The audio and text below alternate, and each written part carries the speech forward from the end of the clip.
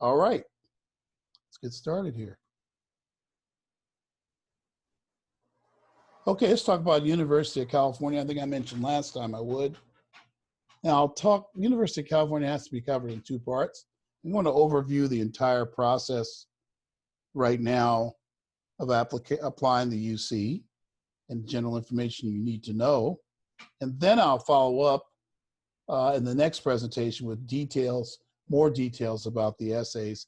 Maybe have someone from UC with me when I'm doing that, from UC Davis, okay? University of California applications. There are 9 undergraduate campuses, as you probably know. There's one application, but you're going to pay $70 per campus as your fee when you try to deliver them. So if you apply to 3 UCs, there'll be one application, but it's $210. All right, and it's very difficult to get a fee waiver, and counselors are very, very commonly will tell students they can get fee waivers for CSU and UC, and then every year they find out they can't because you go in the application, it doesn't understand counselors, just understands how much money you make. And if you put the wrong number, then when you file your FAFSA, they still collect that money. So the fee is a big part of the income for these schools. And I bet you this year it's even bigger because of all the money they lost sending kids home last year. They had to pay their housing fees and things like that. So it's going to be very hard to get a fee waiver from UC. So I've often said, somebody says, well, how many UCs should I apply to? Well, I always come back and say, what's your budget, right? What's your budget is going to determine that, $70 per campus. Okay. UCs take the top 10% of all high school students. So if you're 3.3 and 3.4 and you've dreamed of going to UC and you almost have to go, and 3.5, I have to go, it is not clear to me. And you'll see why even more so this year. Yes, I said more so, you'll see. It's not clear at all you'll get into UC. Just, I try to be really real about these things. If your high school has 1,000 students, there are 100 students there that are eligible for UC. The question is, are you one of those 100 that's eligible for UC? Okay, that's really the big question. All right, let's stop for a minute, see if Christina gets in okay. That's one of my peeps. So Christina, are you there? Christina? Hello. Good, okay, Christina's here. Say hello, Christina. Hello, everyone. Show your face, hi. Hi, Christina. Christina's one of my assistants. The other one's Quinn. Quinn's having trouble getting in because she had to load new software. Did you have to load new software? Yes, that's what it's doing now. But how were you able to get in? Don't know how, but it's saying it's loading. Oh, there you go. That's what happened to me. Okay, I'm just curious because you have a Mac and mine did the same thing. It's loading right now. It's improving it right now. Some people, it's not letting them come on. Okay. All right. I guess it depends on what version of your operating system you have. All right. So UCs take the top 10% of all high school students. It's by California state law. So a lot of people say, well, 3.0, I'm still going to apply to UC. Hey, this is a free country. You can do anything you want. In fact, there are people that will fight for you to do whatever you want. It's a free country. But you know, you're probably not getting in at 3.0 unless you have some other unusual skill that the university can make money off. I think you know what I mean. And it's going to be more so true this year, as you'll see in just a moment, okay? Let's talk about some campus particulars of UC. They're research colleges, so there's less of an emphasis on career. A lot of people feel like, you know, UCs are like any other college. They're really very unique in being research. They're teaching you how to know about your topic, not so much how to do it. In fact, their majors all have that sound to them, and they have way fewer majors than CSU does, way fewer, because it's a different kind of school. It's a research college. Therefore, 75% of the graduates go straight for their master's degree. You might say, well, that's great. I want to get my master's. But remember, that means you're not working. You're just carrying extra debt and getting more debt. And I think a master's degree should actually wait until after you know what you're going to do with your life. So many master's degrees have gone wasted, and they're very expensive master's degrees, as you might know, especially since you're probably going to want a private school, and I can't talk you out of it. But you're going to have a lot of debt. Why do that right away? Why not just wait maybe your company will pay for that master's. But anyway, 75% of graduates go straight for their master's degree. The UCs are large, supersized schools. They're really big. What can I say? It means they have large classes in their freshman classes, and their English and psychology, and the general classes are very large. Okay? There goes Christina coming back. Okay, very large, supersized population. And so schools, and they have therefore large classes. You know, the general classes for freshmen tend to be large. Okay. The TAs work with the students pretty much. They're so big. If you have a class of 200 or 300 students, and you'll have about maybe 7 or 8 TAs, they're going to have problem sessions, and they're the ones that are doing the tests and grading the tests, not the instructor. Okay, it's very different. You may not even get to have office hours with that instructor, but they're very prominent and very famous, which a lot of times they go for that kind of instructor that's making a commentary on your career area when they're lecturing. And none of that really is going to be on the test. It's going to be what the TAs think should be on that test. Merced and Davis. Okay, I have iPhone waiting to come into the room. This is always exciting. I'll find out who that is. Merced and Davis, that being said, are the most career-oriented CSUs. Stand by, everybody. Whose iPhone? Me and Alero, Yvette and Alero. Say it again. Yvette and Alero. Oh, hi. Okay, yeah, when I saw iPhone, I usually don't let people in. I get scared. So I got bombed one time when I did a meeting. I lost track of time. I apologize. Yeah, just put the name next time so I'll know who it is. So I won't be nervous. All right. Merced and Davis are the most career-oriented schools. Okay. Let's continue. Let's talk about UC application content.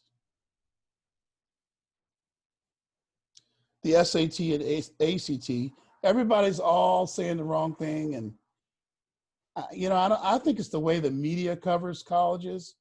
They cover what they wish things would be, but it's not the SAT has been eliminated. Okay, it's not, and that's good for you that it hasn't been eliminated. It's just another pathway you can impress the school. It's test optional, which means you have the option when you do your application by November 30th, you have the option of whether to report your scores. So clearly, you know, you will know your October scores by the time, and your September scores and your August scores by the time you get there. You may even know an earlier score if you have one. All right, so it's test optional. I hope everybody understands they have not eliminated the SAT like CSU. CSU has eliminated it for 11th graders. Any questions on that? But if you have questions, you can just say them out as a small group, or you can put it in the chat window. I'll check the chat window from time to time. Maybe Christina will tell me there's something in the chat window. All right. Next, essays. Yes, there are 4 essays. There are no teacher recommendations. No counselor recommendations. None of those on UC. There's a $70 application fee. As I said earlier, it's a need-based waiver. That $70 is per campus, okay? Let's talk about, will the SAT optional make it easier to get into CSU? All right. Not CSU, UC. It's probably harder from my perspective. It's gonna be harder. I mean, don't you think that it's going to take a higher GPA now? You know, a lot of students were getting in who were 3.5 and 3.6 in my program because they had great SAT scores because I have a great SAT program. So it's going to be a little harder from my perspective to get students into UC. Let's see what the question is here. Okay, when is it helpful to submit SAT scores? What scores to be considered good for UC students? Ooh, Santa Barbara, 2 of the most difficult to admit. So 1,600. You see how hard it's going to be. So I think you're going to need to have, it depends on your GPA. This question doesn't tell me about GPA at all. You know, when is it helpful? I'll get to when it's helpful in a minute. What scores would be good? I don't know enough to know. I don't know the GPA. which when I have your meeting with your daughter, Sister Laura, I think it's a daughter, am I right? When I meet with your daughter, I will Right. find out what the transcript looks like. And now with all this craziness going on with these schools, and what they're going, I'm trying to calm down, folks. I promise I won't get angry, okay? I don't understand. You can either get a letter grade or pass fail. If I have a high GPA, say I'm 3.8, Sister Lori, and I get to this semester, and they tell me I'm pass fail, I should be upset. I had a chance to keep my GPA even higher, or 3.5 to get it higher to go to UC, but I won't have that option, will I? It'll just be pass fail. So I don't know, what school does your daughter or son go to? Well, she's at an independent school now, so she's Independent private? Help me out. Independent yeah, private? Or private. charter? Oh, just say private. Private. Okay. Okay. If she's at, what school is it? Harvard Westlake. If she's at Harvard Westlake, she's competing with students. Her GPA is artificially, notice I said artificially low. I mean, I'm guessing, is she a straight A student? Don't have to tell me, but if she's a straight A student, then okay, you're right. It's high regardless. But usually at schools like that, it's very competitive. And I assume they're going to give her a letter grade this time. What I'm going to be looking at in that transcript when we meet is be able to answer this question, because I can't answer it yet. But let's say she's 3.4. Let's say her weighted GPA is 3.4. Let's say it's 3.6, right? In previous years, I would have told you if we can get her SAT score to 1,300, she has a chance. But I can't say that this year, can I? Mm-hmm. I might, because remember, it's optional. So I don't know what to say. I would say that you have to get your SAT as high as you would have done if it was required if you're trying to get into a UC. I'm not going to fall for that trick of, well, they're going to take some students with lower GPAs. Where are they going to seat all these students? Where are they going to seat all the students who are now 3.5 and 3.6 with no SAT score for being reported? So, I mean, I think they're going to try to do it like ethnically some kind of way, but they're still going to have a problem with number of seats with UC. So I would say as high as you can get the SAT score. I don't think, has your daughter done my class? I don't remember. No, she hasn't yet. She hasn't is the taken. school offering it, or SAT prep, or? No, she was going to take it in March, but it was canceled. So she just signed up to take it in August or September, or maybe August and September. Well, I didn't mean the test, well, that's great to hear. I meant the prep. When are you going to prepare? I'll just think about that. We'll talk about it offline, because that's going to be your biggest issue with UC. You still need that SAT, unfortunately, even though they think they help the world by saying 11th graders don't need it, right? Mm-hmm. I think there's going to be a lot of UC students that should be applying to a selective CSU. They should be doing that for career reasons anyway. It should be on their list. A selective CSU should be on their list, because remember, you come out of UC, you're not going to be career ready necessarily. You have to really think consciously about it. You're going to be ready to do research. So really think about UC this year, since they've went ahead and made the thing test optional. I think that you should think about that, you know. All right, let me go ahead and figure out where my cursor is and continue on here. All right. So from my perspective, I think it's going to be a little harder. It's more pressure, therefore, on the quality of the application, the essays, if you want to not report your SAT. Say you get 1,100 on the SAT. That's a very good SAT score at any other place, but a very selective UC. So you won't report it. Now you're going to have a higher quality of application and essays, and your GPA, I think, needs to be higher. I hope that helps in looking at that. Makes UC or weighted GPA, therefore, even more important than it was before if your SAT score is not, you know, high. And I consider super high to sort of answer Sister Lori's question. For most normal students, anything above 1,300, 1,400, those are high scores. It will be harder for UC to separate one 3.9 student from the other. Yeah, I think so. They're going to have a bunch of, say you have a bunch of 3.9s and half of them didn't submit SAT scores and half of them did. Now you've got to actually look at all those students, where before you might have gone, no, I won't take this one and that one. I think they're going to have they're going to spend much more money evaluating applications, I predict too. And I don't know whether they're willing to spend that time. I just don't know. This is one of those things that sounded good when you suggested it, then you get to thinking about it. You know, it's kind of like CSU deciding 4 weeks ago that they weren't going to have school in the fall.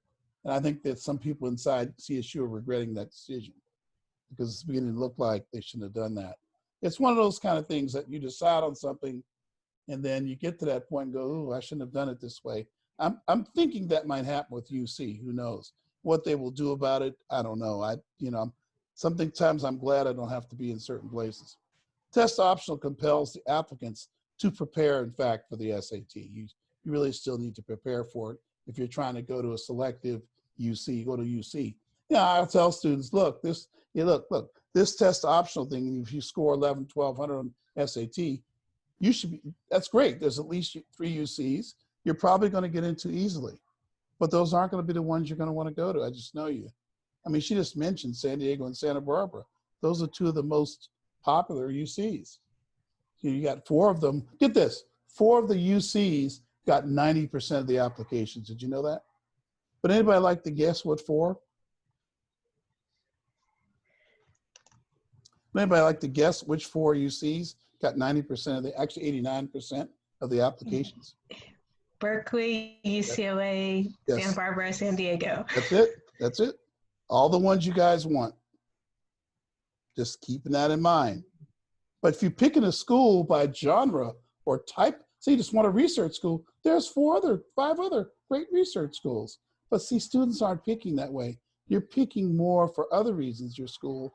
And I have to alert you if you're doing that. We had that meeting last time, sorry. That's probably not, I'm hoping that won't be the only way you pick your school. Like kind of like what's going to be a nice school type thing, or where the people, seem to like. And you pick a school that's matched to why you're created, hopefully. And we'll say much more about that later, or I can answer questions about that later if you like. Okay, then we have these UC essays. The next 2 charts, I'm flipping back and forth, 1 through 8. These are the 8 UC essays. There are 8 essays, right? 1 through 8. You'll pick 4 of those essays, of these 8 essays. Now, I'm not going to go through them today because I felt I want to really take my time going through them and really develop it and take them apart for you. It's a separate Zoom session to go through the UC essays in detail. And even the Common App ones I can probably put as a bonus. But I'm going to do that session very, very soon. But these are the essays, and they're any 4 of the 8 you're going to do. Now, everybody look at question 8, though.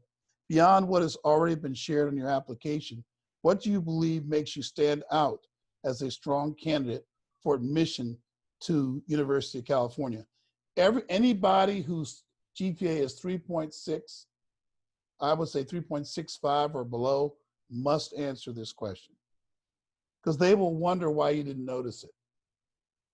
If you're top 10%, if you have reason to think you're not in that top 10%, boy, you better tell UC why they should admit you.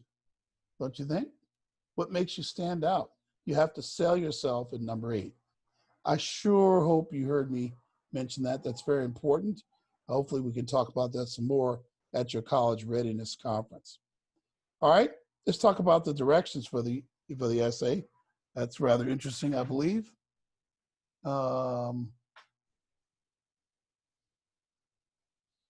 Okay. You'll have 8 questions. You choose 4, right? Each response is limited to 350 words, maximum. Now, these dirty dogs, they'll let you type 370 words for each one. They look and see if you went over. They will notice it. It's a maximum of 350 words. It's very important. This is why you want somebody reading your application who understands the application process, not just an English teacher, okay? English teachers are wonderful for what they do, but do they understand the application process, right? It's very, very important. And like having an auntie or a relative or even a parent read your essay is probably a good idea, but it has to be someone who understands that it's for an admissions application. We do a lot of application essay reading. I've already started reading and reviewing essays this summer.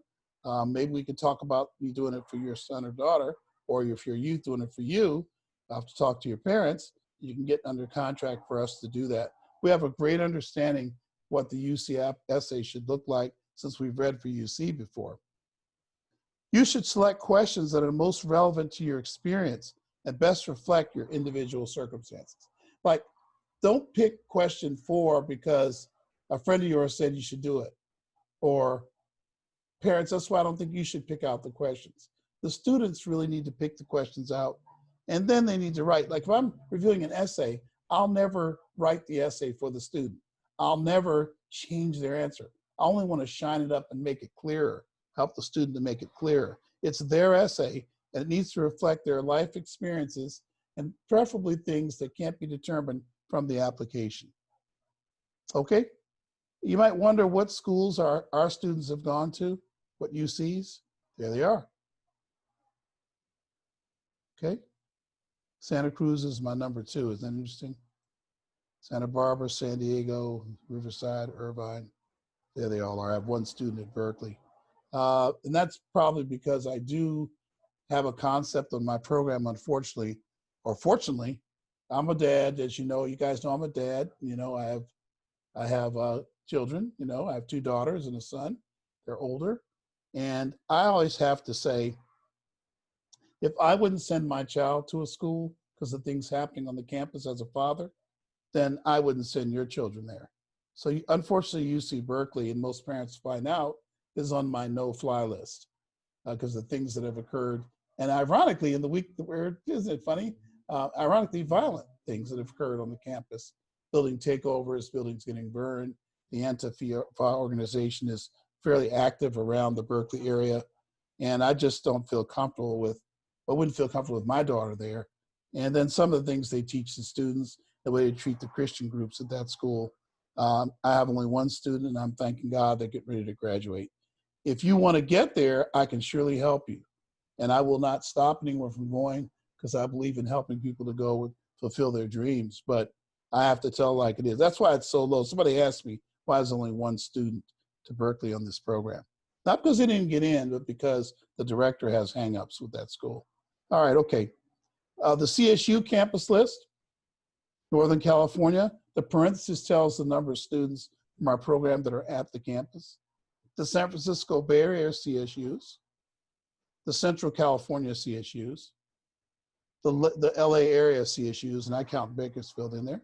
We have 14 students at Bakersfield, 11 at Dominguez Hills. We have 13 at Sonoma State University, looking at the Bay Area. Those are our 3 most popular CSUs. Look at it that way. Where's Long Beach? There it is. Long Beach has 9. They're really up there too. And Northridge has 7. So if you're wondering where our students actually go to school, okay?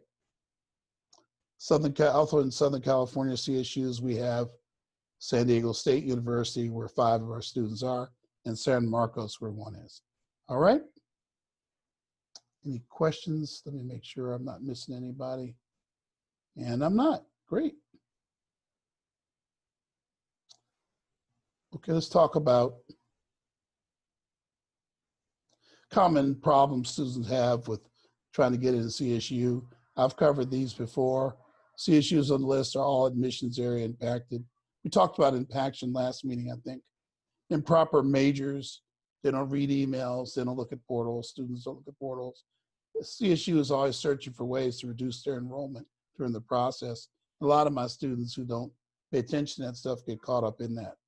Grades are improperly reported on the application, which is why we offer a service of doing your application for you if it's CSU, because it's easy to mess that one up. It's just not the most user-friendly process. The A to G requirements are not met or not properly replaced as grades. So what are the positives now? We know CSU went to no test scores. It's different than UC, everybody. CSU literally, it's CSU up top. Could you, oh, wait a minute. That is CSU only now because USC changed. USC will be test optional. So you can cross that out. That just happened last week. First they said they weren't going to look for scores. then they said they'll be test optional. So CSU is the only thing I'm talking about here.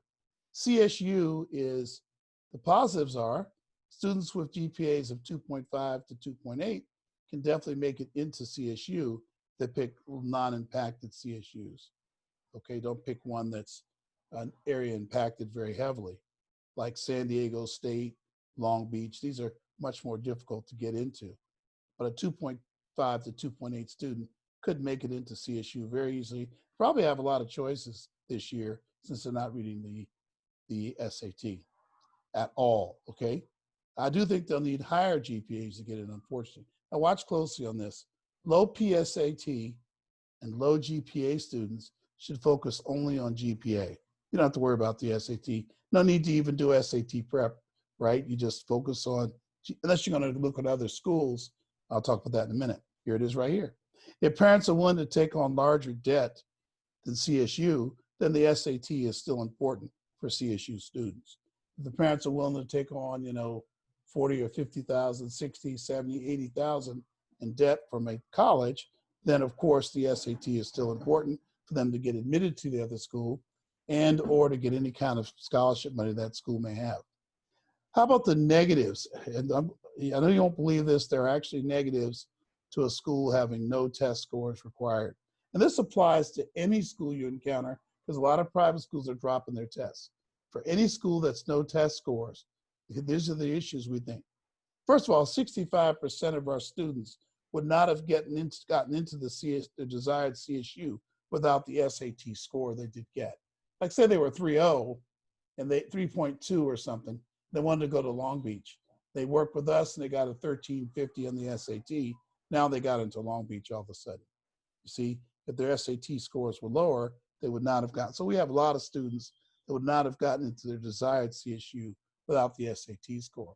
So I know you never thought about this because everybody makes it a big social justice issue. I know you haven't thought about it, but for middle-class families and or hardworking students who are working hard and getting good grades, you don't need help. In other words, the SAT score can only help you. It can't hurt you because you have good grades already. Nearly 33% of our students got into CSU only and we have a bunch of students who would not have made it. They were 2.2 to 2.5, and because they pull a 1300 or 1250 on the SAT, voila, they get to go to a 4-year college. This year, these students are going to 2-year college. Your GPA is 2.2 to 2.5, which is why, when I see that, I begin to work really closely this year with that student. I'm going to work extremely close with students to raise their GPAs and push them to push their schools to get letter grades if it's advantageous, right? Because I don't want to see the GPA go down further or stay the same. I want the GPA to go up, right? Which is an argument, by the way, parents, for having school this fall. You have school this fall, it's a chance to raise the grades and or make up classes that were D's or F's. And for those along those lines, even though CSU and UC will accept pass-fail for this semester, it's not clear how previous D's and F's will be made up in the fall if high school remains online, right? If high school remains online, right, and we're going D's and F's, we're going pass-fail, I'm not sure how they're going to make up their classes. Will the structure allow them to take the courses they need? Will their GPA be able to go up? And again, this is another one of those things where it sounded good when they said, wow, UC and CSU will take pass-fail. Oh, that's so nice. They're thinking so much of the students during this crisis. But then what if a student had a D to make up? What are they going to do? I haven't heard them say they're going to waive that requirement at all, okay? All right, any questions? Let me make sure there's no questions. I've been talking a long stretch here. Okay, that's good. So now we'll talk Common App. You see we changed color, so we're going to talk a different application, the Common Application. Over 650 mostly selective private colleges accept the Common Application. Not all private colleges accept it. It's very important. We'll talk about some that don't in just a minute. 1 essay out of 6 prompts is required. 75% of those Common App schools require a supplemental section. Now, half of those require additional essays or an additional essay. For example, CSU has 2 additional essays to the Common App essay. Howard University, they have 2 additional essays. I think it's LMU has 3 essays required. So some schools have a lot of writing that's required in addition to this 1 of 6 requirement that we have up here. Nearly all of the Common Apps require a teacher, 1 or 2 teachers, some are 2, and a counselor recommendation. Others will accept, all will accept an other recommender, for example. You might use a community person, or somebody like me could be the other recommender, okay? Hope that's clear. Common App continuing. How about some Common App colleges? Well, local private colleges, University of Laverne, Whittier, LMU, USC, Chapman, Cal Lutheran, University of San Diego, the private school, not the CSU or UC. Occidental College, Pomona College, Pitzer, Scripps, and Harvey Mudd, all examples of local private colleges that take the Common App. They have, a lot of them have supplementals too, essays as well, okay? But there are a couple on here that take only the Common App, that they don't even have a supplemental essay like Whittier or Laverne, they're like that. Other private colleges that take the Common App that are not here in Southern California, SPU, Seattle Pacific University, popular school for our students. George Washington University, another popular school. Howard University, another popular school for our students. Tuskegee, another one. Xavier, these are the most popular schools for our students, private schools anyway. And nearly all Ivy League colleges, they take the Common App. There are a couple Ivy League schools that do not take it. We'll talk about that in a minute, okay? How about some public universities? Yep, some public universities or state schools that do take the Common App. It's not common, only a very few do. University of Wisconsin-Madison, all of the California state universities, University of Pennsylvania, Penn State, University of Michigan, University of North Carolina, and a few others, just very few others, they will take the Common App. They'll take the Common App, okay? Like a school like Purchase College, which is a state college in New York, SUNY, they take the Common App, okay? There are a few, not a lot. How about some notable private colleges that do not take the Common App, okay? Biola, APU, Cal Baptist, Brown, Georgetown doesn't take Common App. Brown University doesn't take Common App. Grand Canyon doesn't take Common App. And Hampton University, they don't take Common App. Okay, so these are schools that have their own application and do not take the Common App, okay?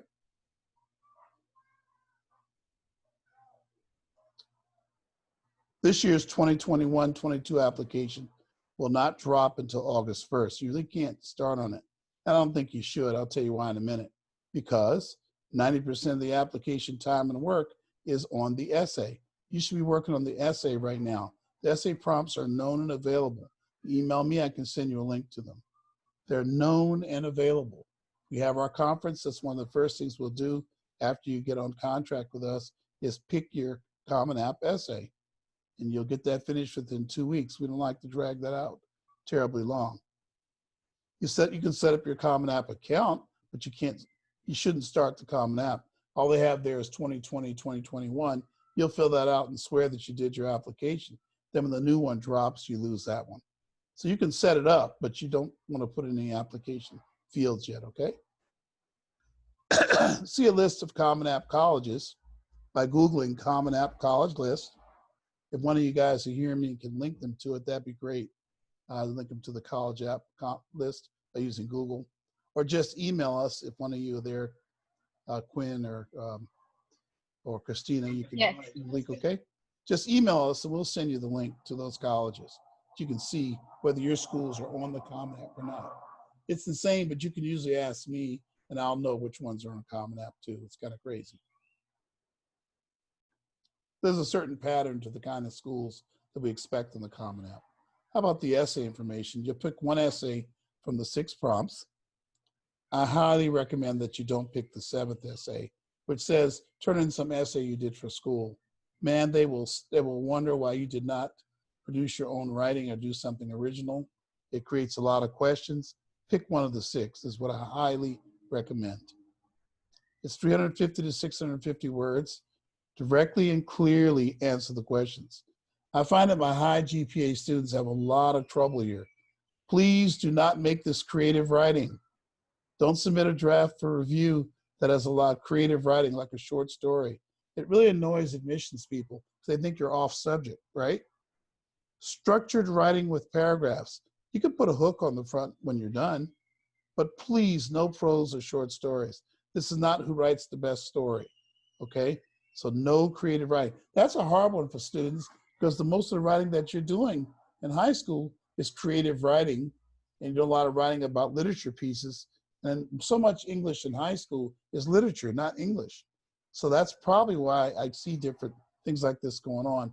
While I'm on the subject of, it's okay to have a controversial topic. Please stay away from negative controversial topics. Now, I know you're going to be tempted right now with what happened with in a horrific, horrible, demonic, evil killing of the man in Minneapolis. It's okay, but don't give us a recounting of what happened with him. How does it affect you? What are you going to do different? It's all about you, students. Let's not overdo it with stories. In every election year, I'm sure I got it last time. I'm gonna get a lot of highly negative essays about our president right now. That's fine. But again, you can do anything you want. I'm not gonna stop you, but I'm looking for whether you answer the question. If you can tell us some more about you, it's fine. You're not to editorialize or one person wrote to me, or last year, somebody wrote to me that they hated the country and want to burn the flag once a week. I mean, that might be a cool thing to write about, but the college campus, the college admissions office won't accept you to the school because they're trying to get students who are not going to take over buildings and cause trouble while they're in school. Because that's free speech. Yeah, you're right, it's free speech. We've always had free speech in this country, but we've always had people willing to take the consequences for their free speech, right? So keep that in mind. My job is to help you get into college, and I'll try to keep it from happening. Occasionally we get essays when we do the Common App. We get essays that are revealing a crime that was committed, things like that. That's the only time that I'll get involved and counsel you through it and get you through it. But generally, I'm getting essays that I'm not going to change, that I'm going to want the school to learn about you. So I want to make sure I said that. Do your essays first. No need to start the application first. I mean, there's nothing to do, right? It's just setting it up. Do your essays first. I really highly recommend that, okay? Have only one reader and reviewer. Do not have multiple reviewers.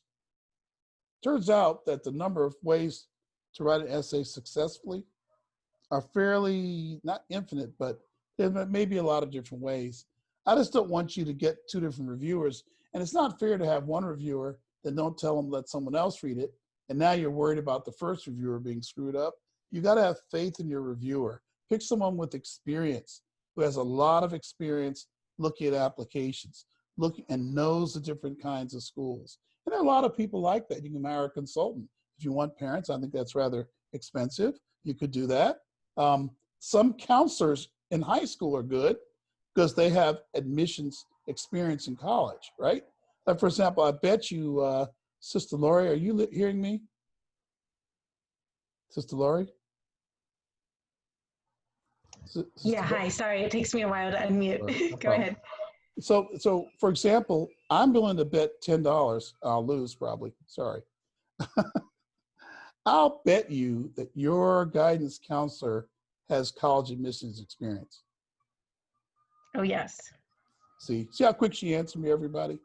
So if she's going to have her counselor review her daughter's essays, in fact, if she were to have her, when she has her conference with me, spoiler alert, Sister Lori, I'm going to ask her about that. Because if that counselor is going to review it, fine. Then that part of the task we won't have to do. Because I don't want your daughter to be driven crazy. Now, sometimes people prefer me to do it. They know I'm faith-based. They kind of know me and all that. Well, fine. I would have me read it, and that's it. Right? I think we have a pretty good record of getting students into colleges. You want to go that way, it's fine. But it's all up to you, parents. But make sure the person's reading has college admissions experience. And me, I've read applications for private schools and Berkeley, and I've worked with students for 20 years. I think I have a pretty, 18 years, sorry. I think I have a pretty good understanding for what will fly and what won't fly with colleges, all right? Sometimes a consultant is good, but make sure that consultant has experience. If they're the one reading, they could do, tell you what, get the consultant, let them do everything else but read. You know, maybe they don't read the applications. They don't have that experience. I mean, you wouldn't let a foot doctor work on your heart, right? That was rather dramatic. Sorry, I shouldn't have done that. Oh, sorry. But am I making my point clear? I hope it is. I do not have multiple readers. And that's why, parents, it's okay for you to read it, but you sometimes that could, make it difficult if I'm reading and you're reading, and I don't know you're reading it too. And so I'm upsetting you with my comments, but then I have to explain to you why I did it. Then you find out, you go, okay, I get it. And then it just delays it a little bit. And that could be the rules going in. Maybe okay, I'll say, great. But once you've read it, let me read it, right? I can always read it last, correct? All right, the most common problem, and fairness to your counselor at school, parents, if you're gonna review the essay, review it, and then when the counselor looks at it and has their comments, you need to have an agreement with that counselor about whose comments your daughter or son are gonna look at, or they'll be confused. The most common problem with the essay students is that many times students do not answer the question. I wonder why that is. I think I gave the answer earlier. It's that you're so used to answering questions for prose type writing that you're not being clear in your response. Listen, in the first paragraph of your Common App essay, I should see the answer to the question. Any student that's hearing me, please tell me you understand that. I need you to understand. I need to see the answer right. You ever watch a helicopter land? A helicopter's going a circle like when they're landing. Please don't make your opening that way. Be very direct and stick that landing in the first two sentences. I know the answer. Now the essay is going to help me understand why. And let's have structure in these essays, right? I don't think I say that here, do I? Yeah, I do. I said it back here somewhere. I said it's structured writing, didn't I? I say back here structured writing with paragraphs. Try not to deliver for review an essay that's one full paragraph. There's no structure. If it goes to a school, they'll think you're not a structured person, that you're not organized. There's no beginning and end, right? So clearly you're going to need like at least 3 paragraphs, and I'll explain to you more about that next time we talk about essays. Okay. Let's talk about most Protestant Christian colleges have their own application and their own essay, okay? CSUs and UCs do not use the Common App. That's a common mistake parents make. They think CSUs and UCs use the Common App. No way, why should they? They have their own applications. In fact, CSU doesn't even require an essay, right? It's UC that requires the 4. Most out-of-state public universities do not take the Common App. Most of them don't. There's a few that do. Remember, we read those off. There are still a few colleges that will take either. When you have that dilemma, do the Common App. It's much easier. The essays are easier. I would just stay with the Common App when you have a choice even, okay? All right, we're almost done here. The application periods. How does West AEP, Education Enrichment Program, view the schools? Look at these categories that we have here. Our categories are way different than you're accustomed to probably, because we've separated the schools by type of school, okay? And whether they have different scholarship requirements, we've incorporated it into our deadlines, okay? First of all, there's Western public universities. For our program, the most popular one is Boise State, for example. But anyway, 9:15 to 12:15, you'll be applying to public universities. No essay, you're just submitting transcripts and test scores. And you got to get those done typically by the 15th of December to make these public universities scholarship deadlines, okay? And they're very liberal with their out-of-state scholarships, a lot of the ones we recommend anyway. Okay, early action private colleges. There's some private colleges, if you're going to apply to them and you apply outside of this time period, you're just asking not to be admitted. You know, I mean, Howard University, if you're going to try to go to Howard University and you're going to apply to Howard in December and January, well, I figure your parents are willing to take the debt, right? Because you're not going to get any merit award money from Howard.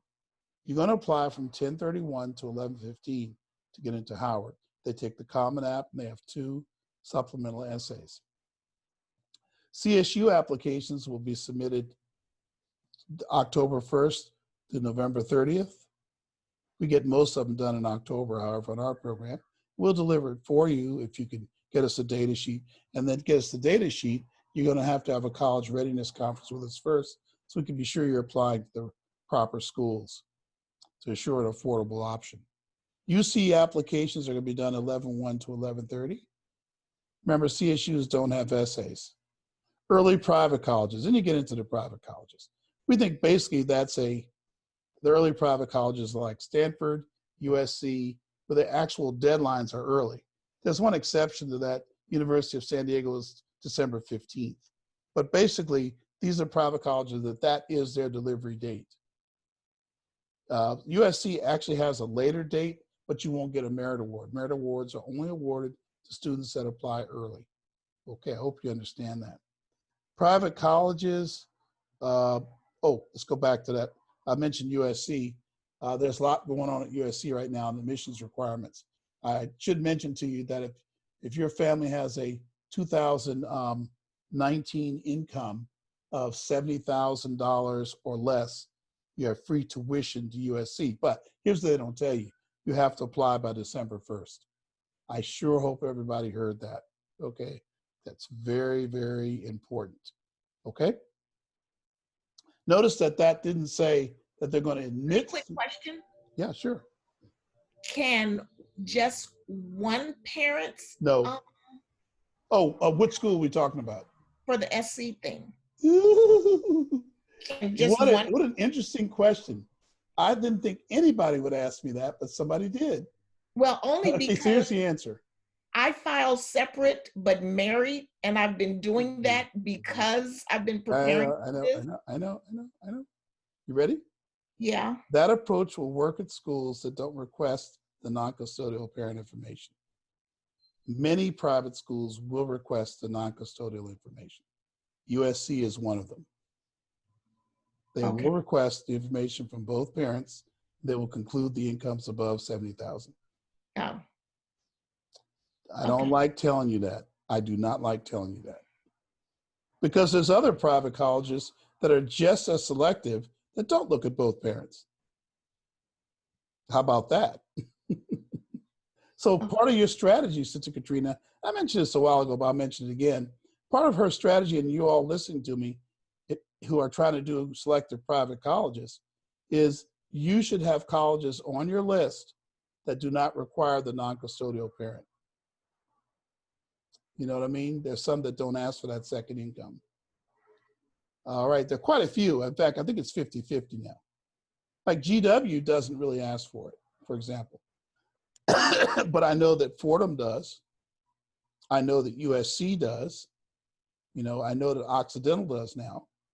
But then you go on over to LMU, they don't. You see what I'm saying? So that's why you want to have somebody involved with building your list that can tell you that kind of stuff. Because it could be a lot of paperwork when you have both parents submitting all these CS profiles. All right, boy, that was a good one. That's a good one. Okay, private colleges are going to be, for the most part, done by the 21st of December, even though a lot of them have deadlines that go to February. I don't think you should be fooling around with any applications in January. I think it should be over and done with by the time good old Santa Claus jumps down the chimney. Of course, there is no such thing as Santa Claus. I just thought that was funny. All right, any questions on that? All right, here are the application periods versus affordable colleges. Give you an idea. Here's some of the colleges that you could apply to during those periods that you can maybe look into, students. Western and other public universities. Oh, by the way, in parentheses, we have the students that are currently at the school. The ones that don't have a parentheses means the students just recently graduated. It just happened. These things go in cycles. One time I had 8 students at Biola. Right now I have none. You see what I'm saying? They go in cycles. It's kind of weird. GW seems to be cycling up, for example. I only had 1 or 2. Now it looks like I'm going to have up to 7 this year. I put 5 conservatively. Boise State is one of my most popular schools. It's a Western public university. You can see it as 22, but there's a list of all of the Western public universities, even through Toledo in there. It's not really Western, let me lie, because they have an admissions requirement and a out-of-state scholarship that's just like the Western schools.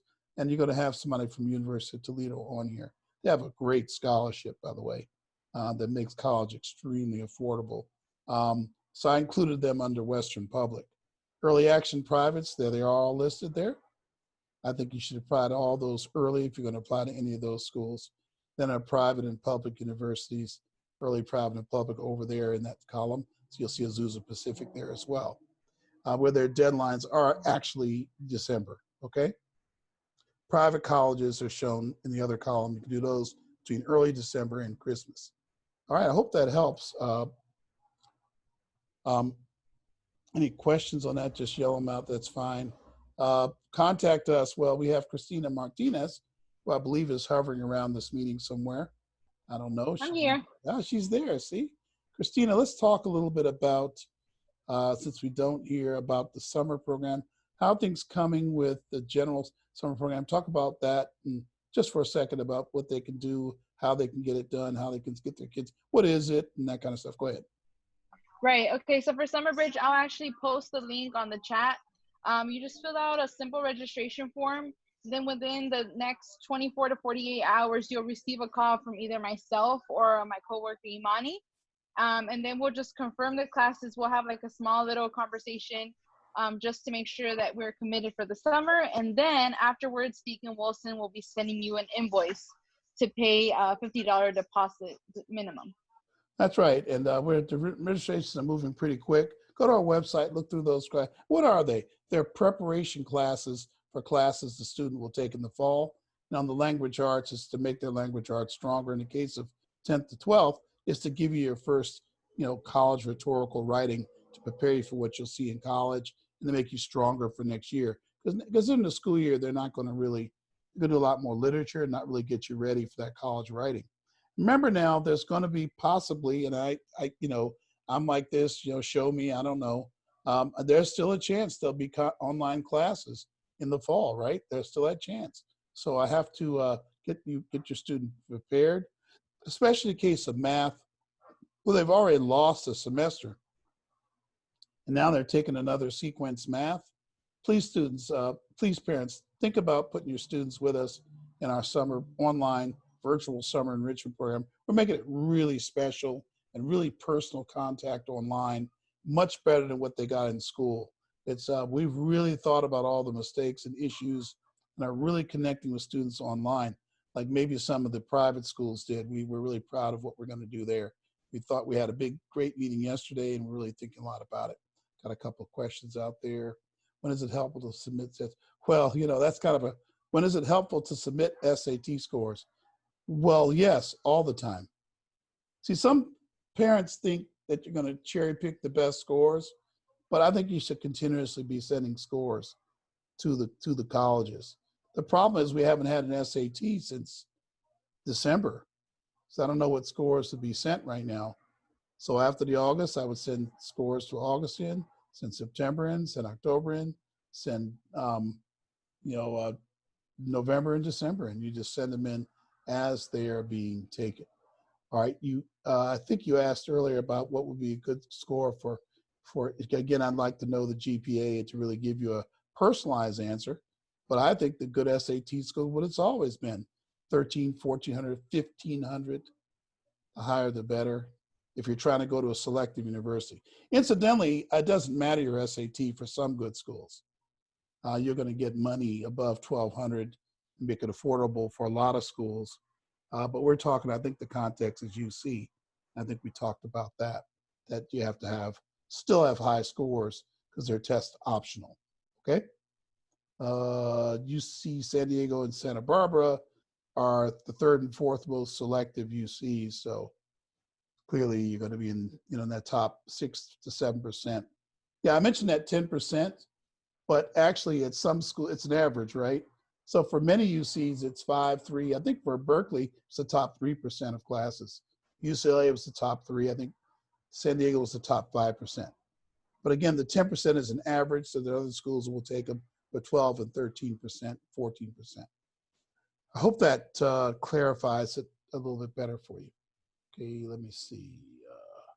Close that up. Quinn, who's not here, she'll be handling your data sheets and your links once you've had your college readiness meeting. If you want to have a college readiness meeting, I'll need you to tell me, and you need to send me a copy of it. I'll take a picture. Usually I don't take pictures, but I know the situation we're in right now.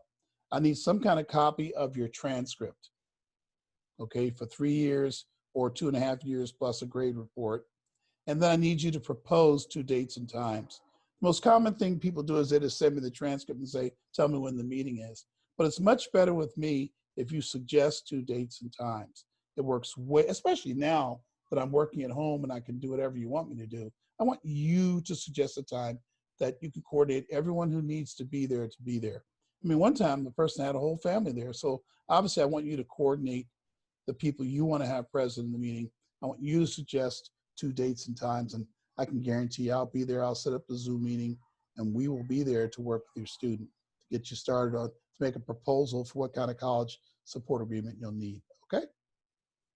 All right, any other questions? We're at the end of the meeting.